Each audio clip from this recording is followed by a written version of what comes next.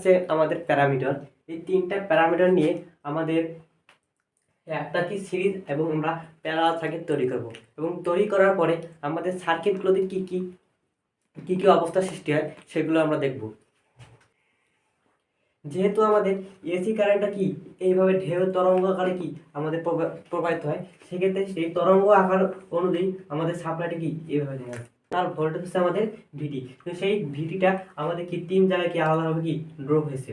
এটা হচ্ছে VR, VL, VC. কি পরিমাণ বাধা পেয়েছি, সেই পুরা এল এর মধ্যে বাধা আছে কি আমাদের এক্স এর, আমাদের বি রয়েছে। তো অবশ্যই এই পুরোটা কি আমরা কাল্পনিক বলতে পারবো না? অবশ্যই বলতে পারবো। সেম একই জিনিস, জাস্ট শুধু কি এখানে আর এখানে কি জি একই, দুইটা আমাদের কাল্পনিক সংখ্যা। আমাদের এখানে সি। এবার দেখো যে আর সি সার্কিট বলতো, তাহলে আমাদের এখানে সিরিজ ক্যাপাসিটর চিত্র ইম্পিডেন্স